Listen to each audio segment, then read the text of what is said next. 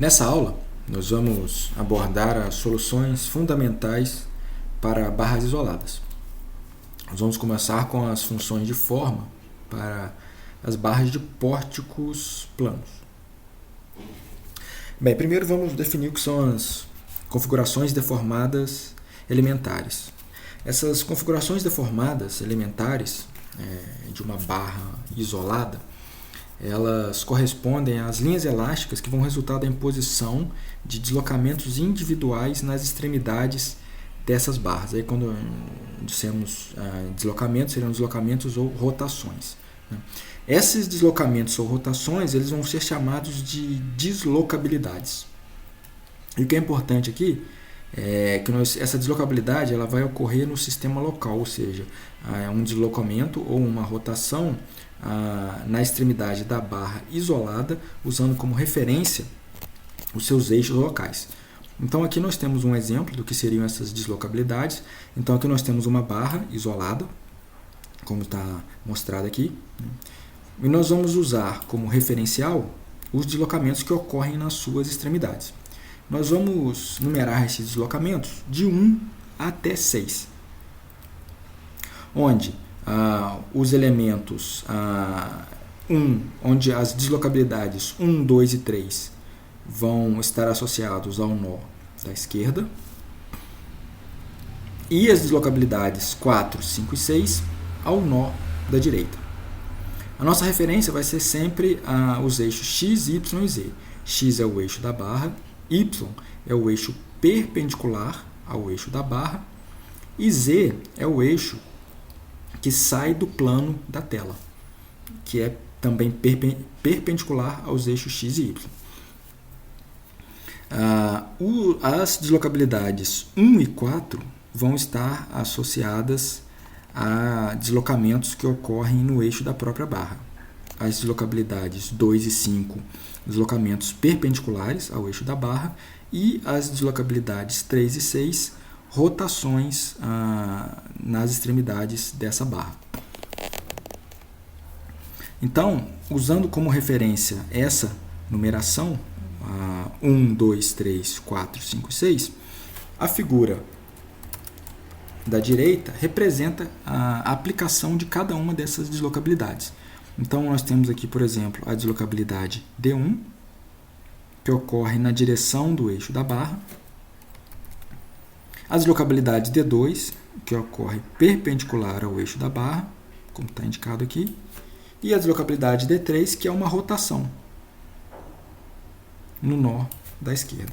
Observe que aqui nós temos a configuração indeformada, a barra reta, mostrado por essa linha cheia. Após a aplicação das deslocabilidades D1, D2, D3 e D4, D5 e D6, a barra assume a sua configuração deformada, como nós podemos ver aqui, está indicada por essa linha tracejada. E essa configuração deformada, ela é o resultado da aplicação das deslocabilidades D1, D2, D3, D4, D5 e D6. Essas deslocabilidades DI, como estão indicadas aqui, DI', como foi informado, elas são aplicadas no sistema local, certo? Então, em relação ao eixo X, que está na direção do próprio eixo da barra. O entendimento dessa configuração deformada, ele é essencial para o processo de solução das estruturas hiperestáticas. Então, como foi informado, D1' e D4', que são esses que estão indicados aqui, D1' e D4', que aqui aparecem na configuração indeformada e aqui eles aparecem na configuração deformada. D1' e D4' estão na direção axial, D2', D5' na direção transversal da barra, e D3' e D6' são rotações. Aqui, essas rotações D3' e D6' são mostradas na esquerda, no nó da esquerda e no nó da direita. Essas deslocabilidades, elas também estão indicadas com o seu significado físico, na configuração deformada. Claro aqui que a amplitude ela está exagerada para que facilite a visualização. E todas as deslocabilidades elas são mostradas nos sentidos positivos.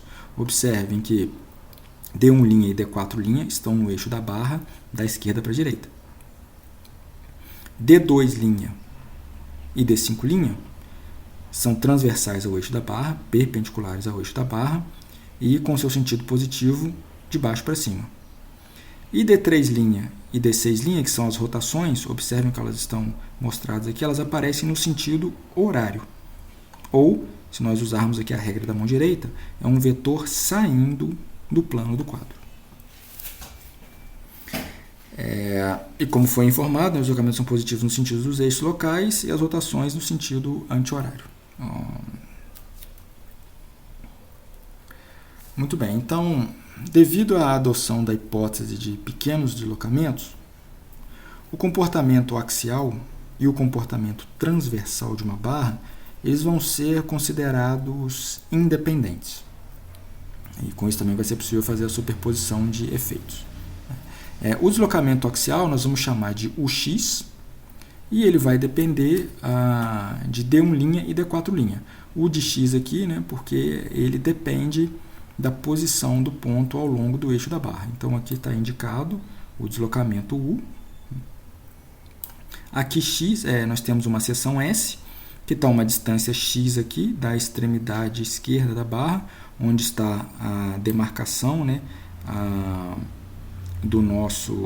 da origem do referencial local, que é esse ponto.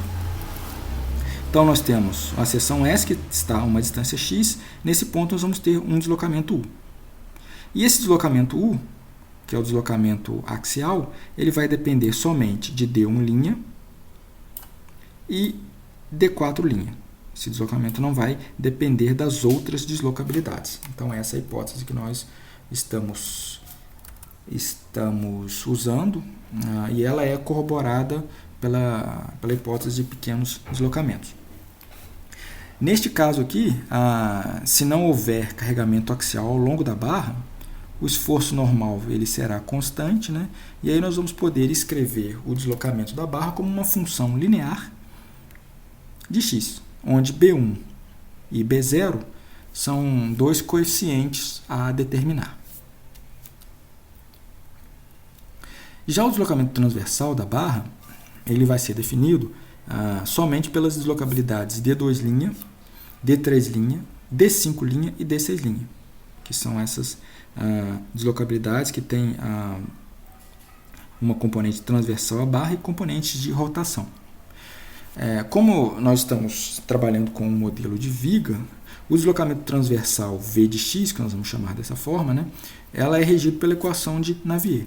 Essa equação aqui já é conhecida de vocês, né, vocês já conhecem essa equação da disciplina resistência dos materiais, né, e a linha elástica, ou V, que é a componente de deslocamento vertical, vai depender do carregamento aplicado e do módulo de elasticidade e do momento de inércia da barra.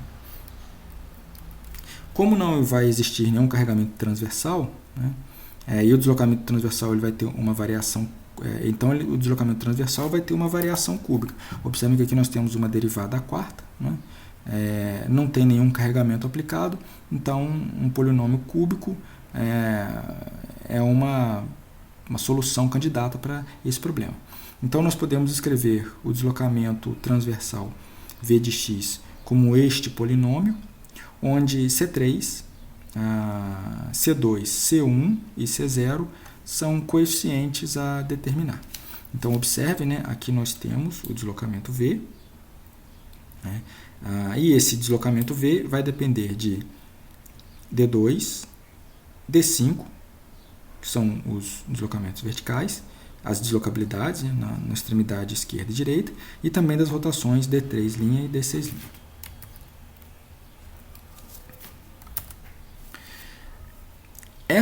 As equações que foram mostradas anteriormente, elas descrevem uma linha elástica genérica de uma barra isolada. Essa elástica, ela também pode ser escrita em função das deslocabilidades. Então, notem que anteriormente ela estava escrita em função de x, que é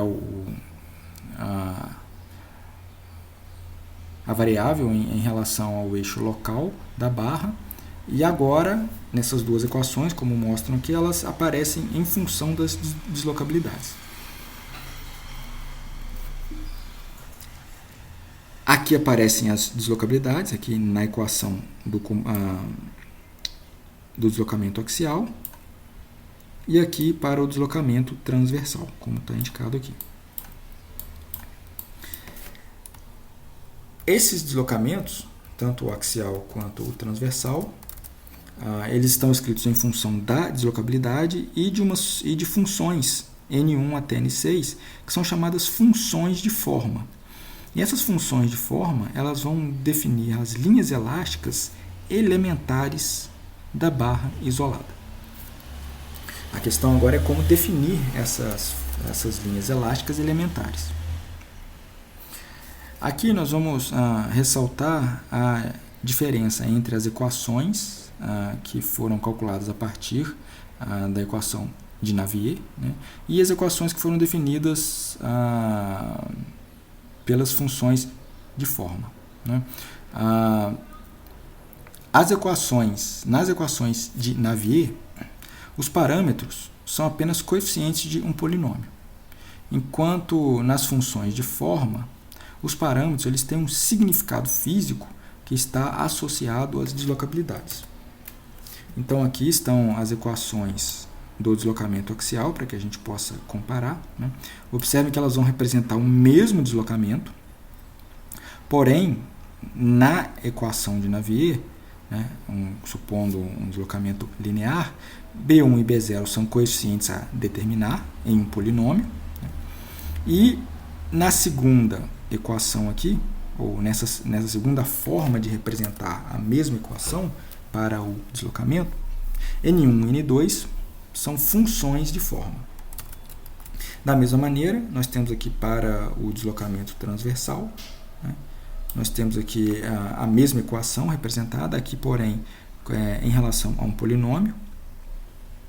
C0, C1, C2 e C3 são coeficientes a determinar nesse polinômio, e as funções de forma N2, N3 e N5 e N6 são as deslocabilidades. Nós vamos entender isso um pouco mais à frente. No caso do deslocamento horizontal, a gente pode definir essas linhas elásticas elementares considerando algumas condições nos apoios, ou chamadas condições de contorno. A função de forma N1 ela vai ser definida quando nós considerarmos o deslocamento na extremidade esquerda igual a 1 e o deslocamento na extremidade direita igual a 0. Como nós estamos usando como referência o eixo local da barra, que é esse eixo x, nós nós podemos escrever, né, que u de 0 quando x igual a 0 é igual a 1, como está indicado aqui, e o u quando x igual a l vai valer 0. Dessa forma, se nós estabelecermos essa N1 com essas características, e sabendo que ela é linear, nós podemos simplesmente representar a função de forma N1 dessa maneira como está indicado aqui. N1 de x é igual a 1 menos x sobre L. Observem que essa equação linear satisfaz as condições que foram colocadas aqui. Quando x igual a 0, a função vale 1. E quando x igual a L, a função vale 0. Já a função de forma N4, ela é definida quando nós aplicamos um deslocamento unitário no nó da esquerda, no nó da direita, desculpem. Então, matematicamente, nós podemos escrever o seguinte: a função de forma N4, ela é definida quando u de 0 é igual a 0 e u de L é igual a 1. Então, dessa forma, se nós usarmos essa equação u de x como uma função linear, nós vamos ter o seguinte: a N4 ela pode ser escrita simplesmente como x sobre L. Observem aqui que quando x igual a 0, nós temos N4 de 0 igual a 0. E quando x igual a 1, quando x igual a L, nós temos n4 de x igual a 1. Então, dessa forma, nós definimos a deslocabilidade N1 e N4. N1 é definida quando nós aplicamos um deslocamento unitário na extremidade esquerda, e N4 ela é definida quando nós aplicamos um deslocamento unitário na extremidade direita. Então, chegamos nessas duas expressões. De forma semelhante, nós podemos definir as funções de forma elementares N2, N3, N5 e N6. Como que nós fazemos isso, né?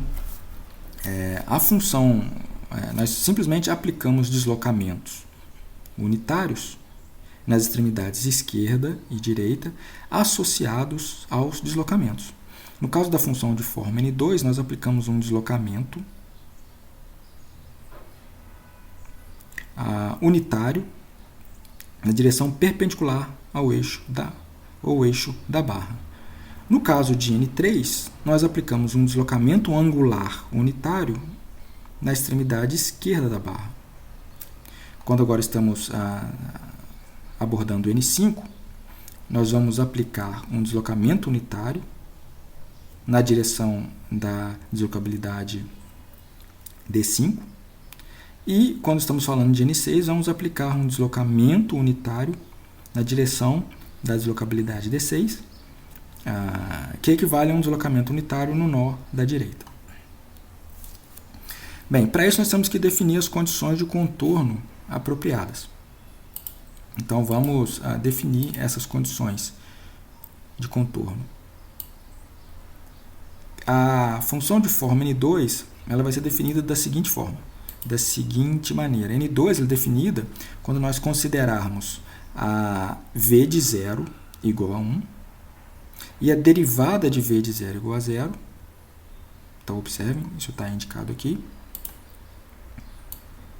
no lado esquerdo. E, além disso, v de L e a derivada de v em L vai ser igual a 0. Então, observem que dessa forma nós definimos a função de forma elementar N2. Aplicamos um deslocamento unitário na direção de D2 e os outros deslocamentos associados às outras deslocabilidades, eles permanecem iguais a 0. Vamos agora abordar a função de forma N3. Da mesma forma como foi feito aqui, vamos deixar ela indicada. A função de forma N3 ela é definida se nós considerarmos v de 0 igual a 0, a derivada de 0 igual a 1, observem que isso é a rotação, derivada de v de 0 igual a 1 é a rotação do lado esquerdo, no nó da esquerda, e as outras condições, v de L é a derivada de v, igual a 0 no lado direito, ou quando x igual a L. De forma análoga, de maneira análoga, a função de forma N5 ela é definida ao fazermos v de L igual a 1, como está indicado aqui, função de forma N5, essa que aparece aqui, função de forma N5. Nós fazemos o v de L igual a 1, e as outras condições de contorno, elas permanecem iguais a 0. Tanto o v de 0 e a sua derivada, e a derivada de v de L. E da mesma forma para N6. N6 agora, nós consideramos a derivada de v igual a 1 quando x é igual a L, que é exatamente esse ponto que está indicado aqui. As outras condições, v de 0 é a derivada de v de 0 e v de L permanecem iguais a 0. Observem que essas funções de forma, da maneira como foram estabelecidas aqui, para que elas atendam a essas condições, ou as funções, os polinômios que atendem a essas condições, são esses que estão mostrados aqui.